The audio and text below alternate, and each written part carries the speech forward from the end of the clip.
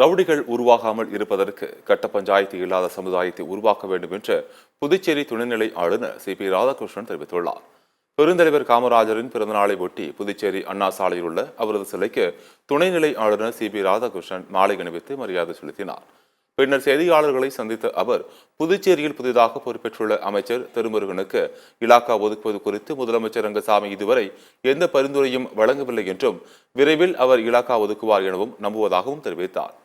மேலும் என்கவுண்டர் தொடர்பாக பேசிய சி.பி. ராதாகிருஷ்ணன் என்கவுண்டர் நடைபெறாமல் இருக்க ரவுடிகள் உருவாகாமல் இருக்க வேண்டும் என்றும் ரவுடிகள் உருவாகாமல் இருப்பதற்கு கட்ட பஞ்சாயத்து இல்லாத சமுதாயத்தை உருவாக்க வேண்டும் என்றும் தெரிவித்தார். என்கவுண்டர் மட்டுமே தீர்வாகாது என்பது வேறு, என்கவுண்டரே கூடாது என்பதல்ல. நீங்கள் போலீஸ் அதிகாரிகள் இறக்க வேண்டும் என்று விரும்புகிறீர்களா என்ன? ரவுடிகள் ஒழிக்கப்பட வேண்டும் என்று விரும்புகிறீர்கள் தானே? என்கவுண்டர் என்பது வராமல் இருப்பதற்கு என்ன வழி என்று நாம் பார்ப்பதற்கு ரவுடிகள் உருவாகாமல் இருக்க வேண்டும். ரவுடிகள் உருவாகாமல் இருக்க வேண்டும் என்பதற்கு அடிப்படையாக நாம் செய்ய வேண்டியது கட்டை பஞ்சாயத்துகள் இல்லாத ஒரு சமுதாயத்தை உருவாக்க வேண்டும் என்பதுதான்